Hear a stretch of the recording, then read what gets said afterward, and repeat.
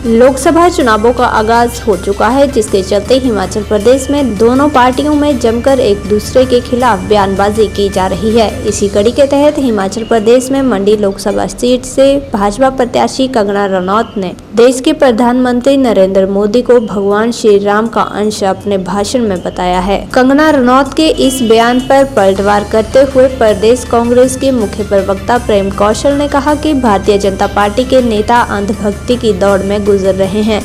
भाजपा नेता भगवान और इंसान में अंतर करना भूल गए हैं। वहीं प्रेम कौशल ने भाजपा के संकल्प पत्र को पुरानी बोतल में नई शराब की संज्ञा दी है। वहीं प्रदेश कांग्रेस के मुख्य प्रवक्ता प्रेम कौशल ने मंडी से भाजपा प्रत्याशी कंगना रनौत में अपने एक भाषण में कहा था कि देश के प्रधानमंत्री नरेंद्र मोदी भगवान श्री राम के अंश हैं।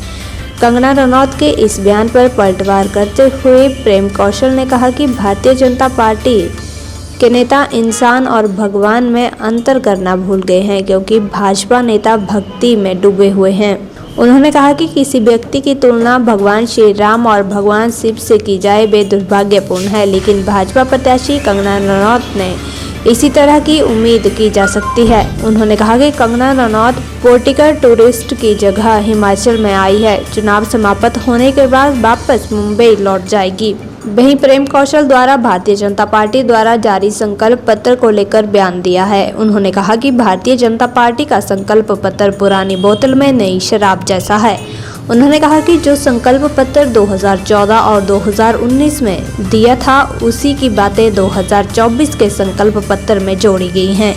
उन्होंने कहा कि भारतीय जनता पार्टी के संकल्प पत्र पर लोगों का विश्वास उठ चुका है, क्योंकि पूर्व में जो वायदे भारतीय जनता पार्टी ने लोगों के साथ किए थे, उन वायदों को पूरा नहीं किया गया है। अब लोगों को पूरी तरह से विश्वास हो चुका है कि भारतीय जनता पार्टी एक झूठी पार्टी है। उन्होंने कहा कि भारतीय जनता पार्टी का संकल्प पत्र एक झूठ का पुलिंदा है। भारतीय जनता पार्टी के जो लोग हैं, नेता हैं, ये अंधभक्ति के एक ऐसे दौर से गुजर रहे हैं जहां उनको भगवान और इंसान का जो अंतर है वो ही पता नहीं चल रहा है। ये मोदी को ही भारत मान रहे हैं, मोदी को ही भगवान मान रहे हैं। ये बड़ा दुर्भाग्यपूर्ण है कि किसी व्यक्ति की तुलना भगवान श्री राम से की जाए, किसी व्यक्ति की तुलना शिव के साथ की जाए और किसी व्यक्ति को ईश्वर का अवतार कहा जाए। ये बहुत दुर्भाग्यपूर्ण है और मैं समझता हूँ कि कंगना रनौत जी से इससे कोई अच्छी अपेक्षा की भी नहीं जाती। वो सिनेतारिका हैं, अपनी बड़ी अच्छी कलाकारा हैं, हीरोइन है और उसमें फील्ड में उन्होंने अच्छा काम किया है, उसकी मैं उनको बधाई देता हूँ। लेकिन राजनीति उनके बस का नहीं है। वो एक पॉलिटिकल टूरिस्ट की तरह हिमाचल प्रदेश चुनाव लड़ने के लिए आई हैं। जैसे चुनाव खत्म होंगे, पराजित होंगे, यहाँ से चली जाएंगे। भारतीय जनता पार्टी का जो संकल्प पत्र कल इन्होंने जारी किया है, ये पुरानी बोतल में नई शराब की तरह है। जो संकल्प पत्र इन्होंने 2014 में दिया, 2019 में दिया, उसी की बातें उठाकर नए संकल्प पत्र में इन्होंने शामिल कर दिया और एक मतलब उसको अलग तरह से उसको प्रेजेंट करके इन्होंने जो है उसको वही चीज़ें दोबारा से शामिल करके, तभी मैं कह रहा हूँ कि ये पुरानी बोतल में नई शराब जैसी जो कहावत है वो इसके ऊपर लागू है। भारतीय जनता पार्टी के जो संकल्प पत्र हैं, इनके ऊपर अब जनता का विश्वास खत्म हो चुका है, क्योंकि पूर्व में जो वादे भारतीय जनता पार्टी ने 2014 में और 2019 में जो देश की जनता के साथ किए, उनमें से तमाम वादों से भारतीय जनता पार्टी सत्ता में आने के बाद पीछे हटी। तो इसलिए अब इनका जो संकल्प है, इनके जो वादे हैं, और देश की दुनिया ये जान गई है कि जो व्यक्ति ये कह रहा है कि मैं गारंटी हूँ, वो गारंटी नहीं है, वो देश का सबसे बड़ा झांसाराम है। तो इसलिए उनके ऊपर किसी को विश्वास नहीं है। सब जानते हैं भारतीय जनता पार्टी झूठ बोलने वाली पार्टी है, झूठे वादे करने वाली पार्टी है। अब समय ये है कि चुनाव आ चुके हैं कि लोग भारतीय जनता पार्टी से पूछेंगे कि आपने वो 15 लाख जो देने का वादा किया था वो कहाँ है।